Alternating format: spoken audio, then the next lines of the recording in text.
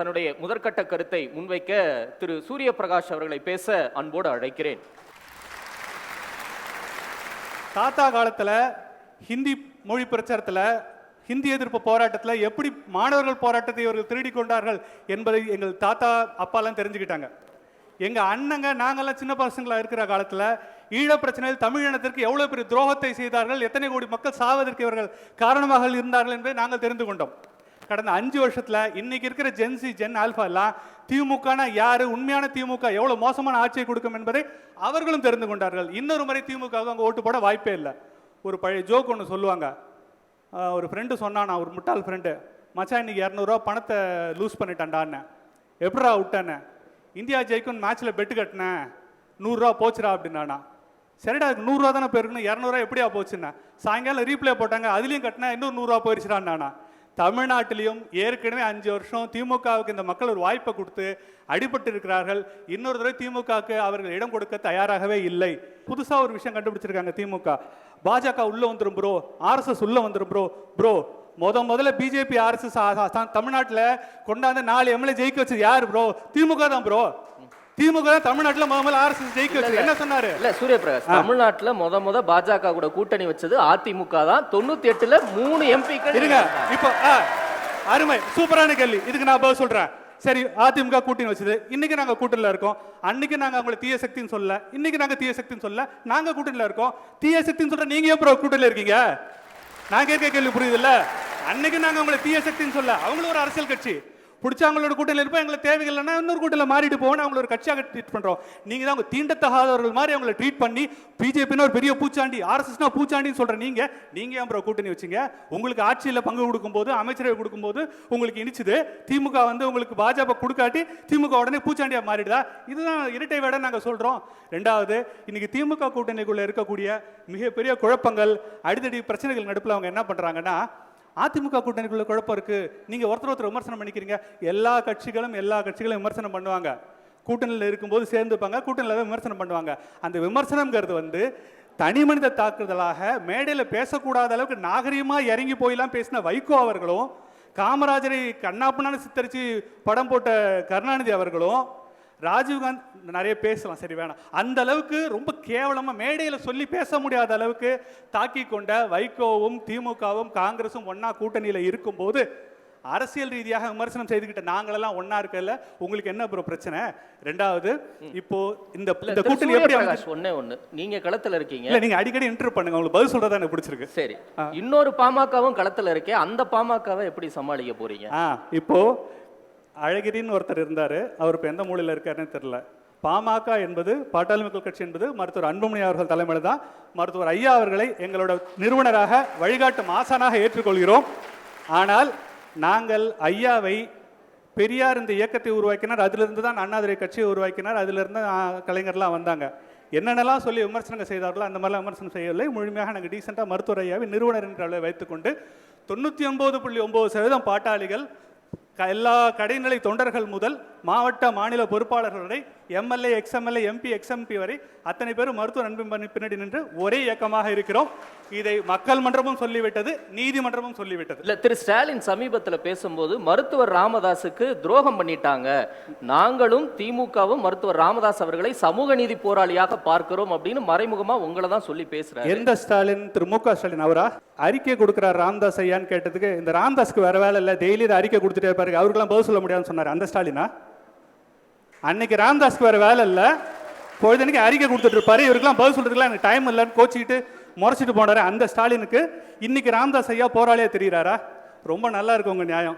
இப்போ இது பாத்துங்க, இப்போ திமுகவோட கூட்டணியில் நடக்கக்கூடிய இன்னொரு காமெடி என்னன்னா, கொஞ்சம் கூட ஜெல் ஆகாம பெரிய அளவில் அடிச்சுட்டு நிற்கிறாங்க. இந்த திமுக கூட்டணி உருவாகும் போது 2 பேர் மிகப்பெரிய அளவில் துரோகம் செய்யப்பட்டார்கள்.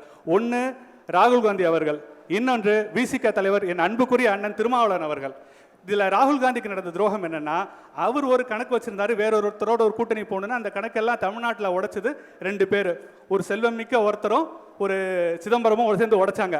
அதனால் கோபமா இருக்க ராகுல் காந்தி கூட்டணி உருவான நாள்லேருந்து இன்னைய வரைக்கும் இந்த கூட்டணிக்கு வாழ்த்துக்கள்னு ஒரு வாழ்த்து செய்தி கூட ட்விட்டரில் கூட போடல.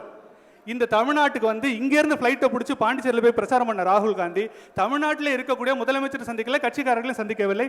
பாண்டிச்சேரி போன இடத்துலையுமே மறந்து கூட ஒரு இடத்துல கூட மு.க. ஸ்டாலின் வார்த்தையை ராகுல் காந்தி சொல்லவும் இல்லை. 1.5 கிலோமீட்டருக்கு அந்த ஸ்டாலின் பிரச்சாரம் பண்ணிக்கிட்டு இருந்தாரு. எப்படியாவது ராகுல் காந்தியை சந்திக்க வேண்டும் என்று ஸ்டாலின் தலைகீழ முயற்சி பண்ணாரு. சந்திக்கிறது டைம் கொடுக்காம ராகுல் காந்தி கோச்சிட்டு திரும்பி போனாரு. இதுல ராகுல் காந்திக்கு இருக்கக்கூடியது ஒரு ஈகோவோ, ஒரு தலைவருக்கு கெத்து தன்னை மதிக்கலங்கிற கோவமோ இல்ல. ராகுல் காந்தி நமக்கு துரோகம் பண்ணிட்டாங்க, நமக்கு பின்னாடி நம்ம கட்சிக்காரங்களோட முதுகு பின்னாடி டீலிங்கை போட்டு நம்ம கட்சியோட எதிர்காலத்தை குலைத்து விட்டார்கள் என்ற துரோகத்தின் வெளிப்பாடு தான் ராகுல் காந்தியோட கோபம். இதே தான் திருமாவளவன் அவர்களோட கோபமும். ஏன்னா அவர் சொல்றாரு, வருத்தப்பட்டு திருமாவளவன் சொல்லுகிறார், நாங்கள் அரக்கோணம் கேட்டோம், அரூர் கொடுக்குறாங்க, விருத்தாசலம் கேட்டோம், காட்டுமன்னார் கோயில் கொடுக்குறாங்க, நாகப்பட்டினம் நான் கேட்டேன், என்னோட எம்எல்ஏவான ஷாலூர் ஷானவாஸோடு பேசி அவர்கள் நாகப்பட்டினம் வேணா அவர்களாக முடிவு செய்து விட்டாருங்கிறாங்க. அடுத்த நாள் ஆலூர் ஷானவாஸ் அதை பேட்டியில் உறுதியும் செய்கிறார். இப்போ தனக்கு பின்னாடி தன் கட்சியோட டீலிங் பண்ணி தன்னிடம் இருந்து கட்சியை அபரிக்க முயற்சிக்கிறார்கள் என்கிற குற்றச்சாட்டை திருமாவளவன் அவர்கள் மறைமுகமாக திமுக அவர்கள் மேல வைக்கிறாரு. இதுல இந்த கட்சி என்ன பண்றாங்க, திமுக பாஜக உங்களை விழுங்கிடும், பாஜக அவங்கள விழுங்கிடும். பாஸ், நீங்க தான் சுத்தி இருக்க எல்லாரையும் முழுங்கிட்டு இருக்கீங்க. எல்லாரையும் ஏப்ப விட்டுட்டு இருக்கிறது யாருன்னா திமுக மட்டும்தான். இந்த திருமாவளவன் அண்ணன் அவர்கள் விருத்தாசலத்தில் ஒரு கூட்டத்தில், நேற்று நடந்த கூட்டத்தில் ஒரு வந்து அறிமுகப்படுத்துகிற வேட்பாளர் அறிமுகம். எல்லா வேட்பாளர்களும் திருமாவர்கள் பேர் சொல்லும்போது எழுந்து வணக்கம் சொல்கிறார்கள். திருமாவளவன் பிரேமலதா அவர்களை பேர் சொல்லும்போது அவங்க எந்திரிக்கவும் இல்லை, வணக்கமும் வைக்கல. ஆனால் அவங்க ஸ்டாலின் சொன்னால் மட்டும் எந்திரிச்சு வணக்கம் வைக்கிறாங்க. எவ்வளோ பெரிய கொடுமை இந்த இடத்துல நடந்துட்டு இருக்குன்னு பாருங்க. இதில் அண்ணன் திருமாவளவன் அவர்கள் அவர் அப்பாவும் இருக்காரு. அப்பாவோட தேர்தல் வாகனத்தில் ஒரு 12-13 கட்சியோட கொடிகளுக்கு டசன் கணக்கில், அதாவது லெட்டர் பேட் கட்சியோட கொடிகள்லாம் இருக்கு. ஆனால் விசிகோட கொடி மட்டும் எந்த இடத்துலையுமே இல்லை. அதே மாதிரி செஞ்சி மஸ்தான் அவர்களோட சுவர் விளம்பரத்தில் எல்லா கட்சி கொடியும் இருக்கு. ஆனால் விசிகோட கொடி மட்டும் இல்லை.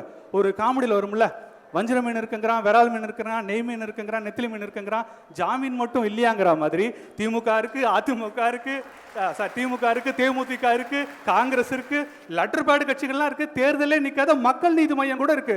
ஆனால் விசிக தமிழ்நாடு முழுக்க தொண்டர்களுடைய விசிக கட்சியோட கூட ஏன் இல்லை? இது ஒரு நவீன தீண்டாமை இல்லையான்னு நாங்கள் கேட்குறோம். இதுக்கு நீங்க சேர்த்து ஒரு விளக்கம் சொல்லிட்டா நல்லா இருக்கும்.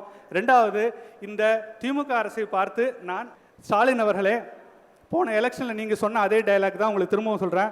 சொன்னீங்களே செஞ்சீங்களான்னு நீங்கள் ஒரு டைலாக் கேட்டீங்க. ஆக்சுவலாக அது இன்னும் மோசமாக இறங்கி வெக்கமா இல்லையான்னு கேட்டீங்க. நான் அப்படி கேட்க விரும்பல, நான் டீசெண்டாகவே கேட்டுறேன். பழைய ஓய்வூதிய திட்டத்தை நிறைவேற்றுவோம்னு சொன்னீங்களே, ஒரு அறிவிப்போடு நிறுத்தினீங்களே, ஒரு எக்ஸிக்யூட்டிவ் ஆர்டர் கூட இது வரைக்கும் வரையிலேயே. சொன்னீங்களே செஞ்சீங்களா? நிரந்தர வேலை கொடுப்போம்னு சொன்னீங்களே ஐயா, சொன்னீங்களே செஞ்சீங்களா? 5.5 லட்சம் அரசு வேலைகளை கொடுப்போம்னு சொன்னீங்களே, வெறும் 50,000 வேலை கொடுத்தீங்களே. அதில் பாதிக்கு மேலே டிஆர்பி, டிஎன்பிசி மாதிரியான அரசோட அங்கீகாரப்பூர்வ துறைகள் மூலமாக கொடுக்காமல் பின்வாசல் வழியாக அதில் 25,000 பொறுப்புகளை கொடுத்தீங்களே. 5.5 லட்சம் வேலை கொடுப்போம்னு சொல்லிட்டு வெறும் 50,000 வேலை கொடுத்தீங்களே. சொன்னீங்களா செஞ்சீங்களா? 50 லட்சம் தனியார் வேலைகளை உருவாக்குவேன், 12 லட்சம் கோடி முதலீடை கொண்டு வருவேன்னு சொன்னீங்களே. செஞ்சீங்களா ஐயா? கேஸ் சிலிண்டருக்கு 100 ரூபாய் மானியம் கொடுப்பேன்னு சொன்னீங்களே. செஞ்சீங்களா? மாதம் மின்கட்டணம் எடுக்கிறேன்னு சொன்னீங்களே. செஞ்சீங்களா? டீசலுக்கு 4 ரூபாய் வந்து குறைக்கிறேன்னு சொன்னீங்களே. செஞ்சீங்களா? ஏரி நாளை 100 நாளை 150 நாள் ஆக்குவேன்னு சொன்னீங்களே. செஞ்சீங்களா? வெறும் 9 நாளுக்கு தான் மத்திய அரசுக்கு கணக்கே சப்மிட் பண்ணிருக்கீங்க. உரிமை தொகையை முதல் நாள் முதல் அனைவருக்கும் தருவேன்னு சொன்னீங்களே. செப்டம்பர் 2023 தான் ஆரம்பிச்சு 2.5 வருஷம் கழிச்சு ஆரம்பிச்சு 45,000 கோடியை ஏமாத்தி விட்டீங்களே கொடுக்காம. நீங்க சொன்னது நீங்க செஞ்சீங்களா? கடைசி 12 நாட்களில் மட்டும் திமுக 15,000 கோடி ரூபாய்க்கு 4,385 டெண்டர் அவசரமா தள்ளி விட்டுருக்காங்க. அந்த டெண்டர்ல 2026-27க்கான பட்ஜெட் இருக்குல்ல, அடுத்த கவர்மெண்ட் வாங்கி ஃபார்ம் ஆக வேண்டிய பட்ஜெட், அந்த பட்ஜெட்டுக்கு சேர்த்து இவங்க வந்து டெண்டர்லாம் போட்டு விட்டுருக்காங்க. இல்ல தமிழ்நாடு முதல்வர் அவர்கள் சொல்றாரு நேற்று ஒரு அறிக்கையில, ஊபி வந்து வளர்ந்துருச்சு, 6,000 ஃபேக்டரிஸ் அங்கே அதிகமாயிடுச்சு, தமிழ்நாடு வளரவே இல்லை, வடக்கு வாழ்கிறது தெற்கு தேய்கிறது. ஐயா, இதே வாய்தாயா சொன்னீங்க 3 மாசத்துக்கு முன்னாடி. தமிழ்நாடு ஒளிர்கிறது மிளிர்கிறது, 12 லட்சம் கோடி முதலீடு கொண்டு வந்து விட்டோம், 34 லட்சம் பேருக்கு வேலை கொண்டு வந்து விட்டோம் சொன்னீங்க. அப்பவே எங்க தலைவர் மருத்துவர் அன்புமணி அவர்கள் சொன்னாரு, திமுக முதலீடு கொண்டு வந்து சொன்னது சுத்த பொய்ன்னு சொல்லி ஒரு புக்கே போட்டாரு. திமுக அரசின் பொய் முதலீடுகள் புக்கை போட்டு ஒவ்வொரு பக்கத்திலையும் என்னென்ன முதலீடுகள் நீங்க கொண்டு வந்ததா சொன்னீங்களோ அதுக்கான அப்ரூவல் கூட நடக்கவில்லை என்பது பக்கமாக உங்களுக்கு விளக்கி சொன்னார். இதெல்லாம் போக நீங்கள் செஞ்சிருக்கக்கூடிய வாக்குறுதிகள் இருக்கு இல்லையா, 505 வாக்குறுதிகளில் 66 வாக்குறுதிகள் மட்டுமே நிறைவேற்றிருக்கீங்க. 100க்கு 13 மார்க் எடுத்து ரொம்ப மட்டமா ஃபெயில் ஆயிருக்கீங்க ஐயா. தயவு செய்து வாக்குறுதி கொடுக்கிறது உங்களுக்கு தகுதியே கிடையாது. இந்த அரசின் கொடுமைகளை விளக்கி தான் மருத்துவர் அன்புமணி அவர்கள் சென்ற ஆகஸ்ட் மாதம் விடியல் எங்கே அப்படின்னு ஒரு புக்கே போட்டாரு. விடியல் அரசு சொல்லி எங்களை எல்லாம் ஏமாத்தி கழுத்தறுத்து ஓட்ட வாங்கி ஜெயிச்சு வந்தீங்களே ஸ்டாலின் ஐயா, 505 வாக்குறுதிகள் கொடுத்தீங்களே ஐயா, அதில் 66 வாக்குகள் மட்டும் தான் நிறைவேற்றிருக்கீங்க. நீங்க 450க்கு மேற்பட்ட வாக்குகள் நிறைவேற்றாம 87% வாக்குகள் நிறைவேற்றாம எனக்கு துரோகம் செய்து விட்டீர்கள் என்று சொல்லியிருக்கிறார். அதனால தயவு செய்து ஐயா, இன்னொரு தடவை அதே மாதிரி வாக்குறுதி கொடுத்து உங்களிடம் ஏமாறுவதற்கு நாங்கள் தயாராக இல்லை.